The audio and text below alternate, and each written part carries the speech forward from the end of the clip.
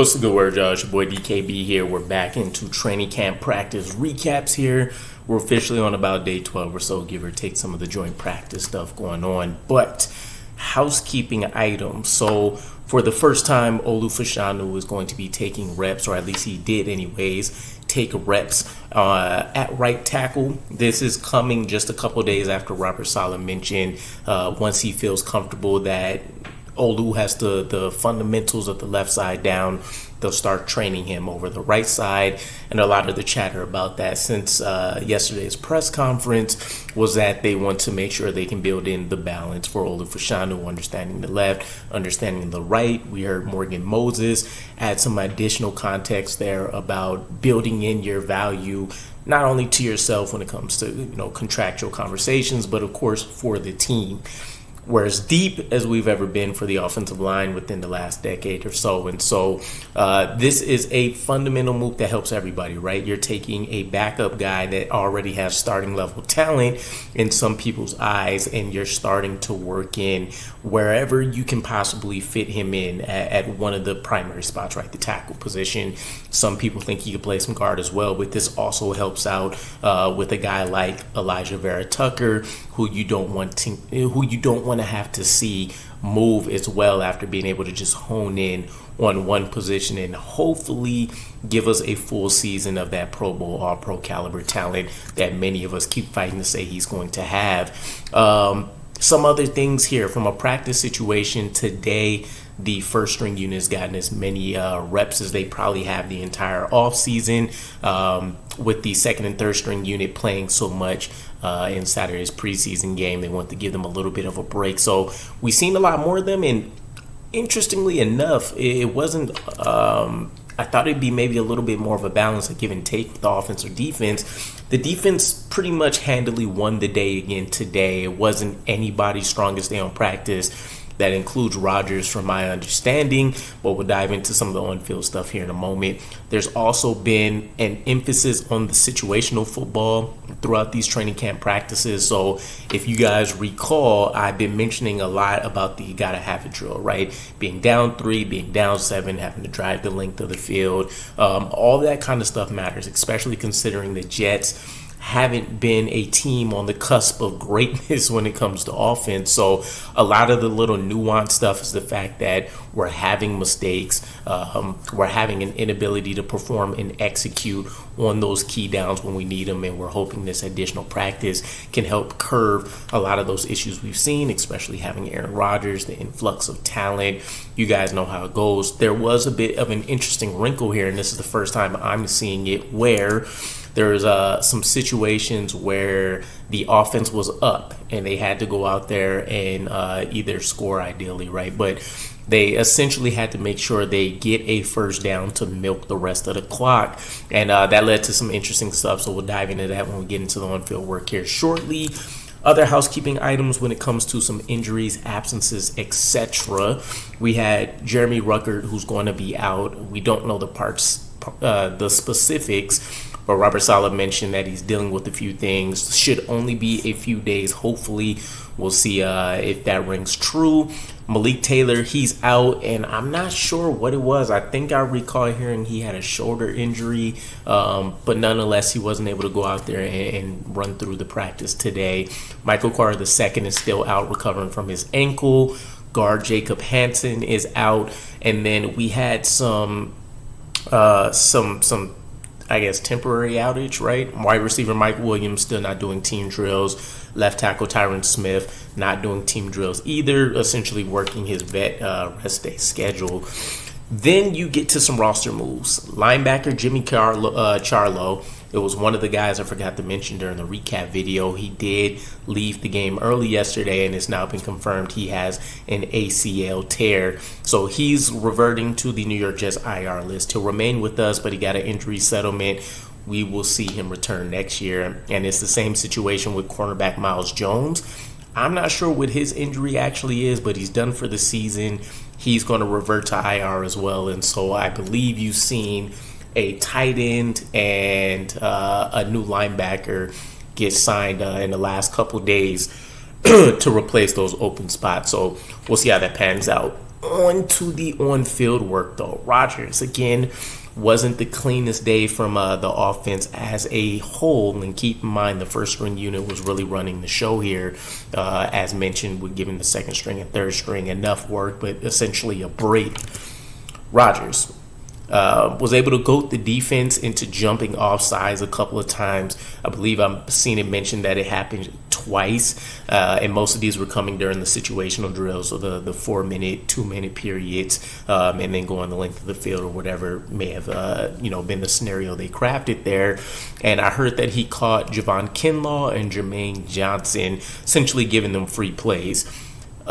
During team drills, apparently he was only able to complete 6 passes. The defense, they've really been locked in. I think they've won maybe the last 3 to 5 practices in a row, for anybody keeping count here, and they've had at least 2 pretty handily won days. Where it's not even, a disputable issue for them. So love to see that. Still means that there's a lot of kinks to work out with this Rodgers-led offense. We have the pieces. This is realistically a scenario where you just have to understand the defense has been together for the better part of 3-4 years. And not only does the chemistry show, the talent level shows, the increase in their development and the curve at which these guys are growing. Look no further than JBC, who we've been talking about pretty consistently. So it is what it is. The team also threw in a sack there, and there was 2 potential interceptions today. And I say potential because the offside situation may have nullified both the way that I understand it, but we'll talk about those pretty shortly here. Tyrod Taylor made a little magic happen himself. He was able to hit tight end Lincoln Sefcik for 25 yards going up the sideline. There was an issue here, right? Now, since we're talking situational football, the understanding is you're going to want to milk the clock, right? You're up in these situations. You want to make sure you can run off as much clock. Ideally, you can also end that drive with the score if necessary, whether that be a field goal or a touchdown. But Sefcik made the mistake on that big play of stepping out of bounds, which means the defense didn't have to burn through a timeout, and anything can happen from there, right? So those are things that he has to keep in mind. Sefcik was one of the UDFAs that I covered. Underrated guy that I really like, really raw to the position. So mistakes like that I can imagine occurring from such a young guy. Garrett Wilson, he had an uncanny day or nondescript day based on how the offense at large was performing. Had himself a dropped pass, and he also got himself a wide open touchdown, right? From what I was able to see. Conklin, probably the biggest play of the day for the offense, a one-handed grab over the middle, was able to create some separation from Ashton Davis, and then a honorable shout out to Isaiah Davis here. I know a lot of the hype has been mainly towards Breece, it's mainly been towards Braylon Allen, but Robert Saleh took the time to really highlight what Isaiah Davis is also bringing to this offense that potentially helps separate him, right? He's calling him years ahead of his time, more mentally aware, instinctual wise, as well as the intelligence level when it comes to how he's operating. And the big play that was called out was he had the ability to score on a touchdown right during one of these situational football periods. Had a potential big play. So my understanding is the run play was drawn up to go left. It was stacked to that side, so he was able to cut back right. The stars aligned. He had nothing but open field. He did just enough to go get the first down, and then he ended up taking a dive, sliding, whatever you want to call it, to make sure he can run off some more clock and essentially call game. And that's one of those huge plays. You've seen it creep up a number of times last year, not just for us, but there was a number of games last year. I think there was a Falcons one that I recall that came back to bite them in the butt. You can think about the Jets-Browns game that we had where Nick Chubb, I believe it was, ran in a touchdown and gave us just enough time, and I think it was Joe Flacco at the time that ended up helping us do some major stuff a couple years back. So things like that really, really do matter in the grand scheme of things, and it's great to see that he is getting it as a rookie already.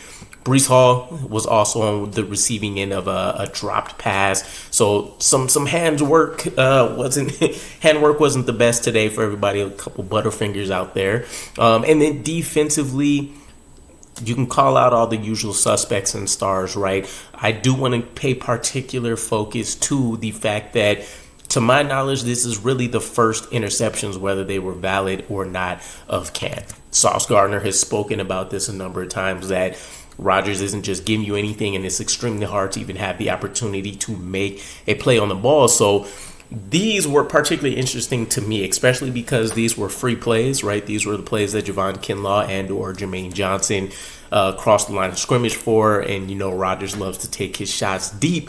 So, the picture in my mind is already formulating. Tony Adams was on the receiving end of one of those interceptions while covering Alan Lazard.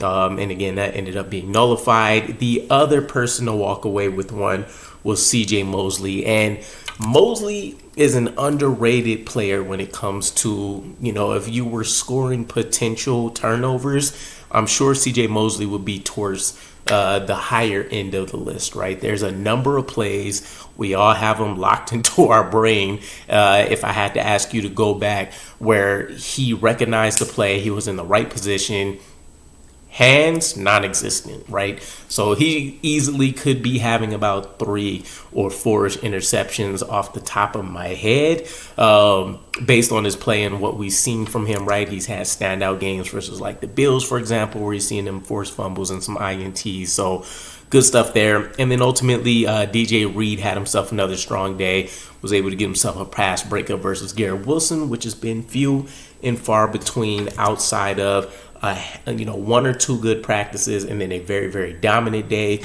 But on the other end, it's been a can of whoop ass that's been opened up. So DJ Reed is bouncing back really nicely, which is a huge positive, right? In the same token that we give high credit to Jared Bernard-Converse for allowing that huge play to kick off the game and then shutting down everything else, it's the same light that I'm looking at with DJ Reed here, where he's been absolutely crushed by Garrett Wilson for a number of practices, and now you're starting to see things, I won't say stalemate or even sway in his favor, but the fact that he's making it a much stronger competitive period than anything else, right? Garrett Wilson just isn't completely, dropping bombs on him left and right is a huge sign for me. So ultimately, let me know what you guys think.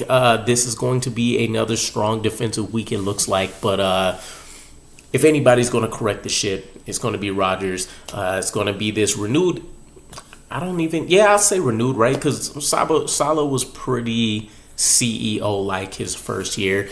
Renewed efforts by Saleh to get in touch and be able to help complement and work some kinks out for the offense.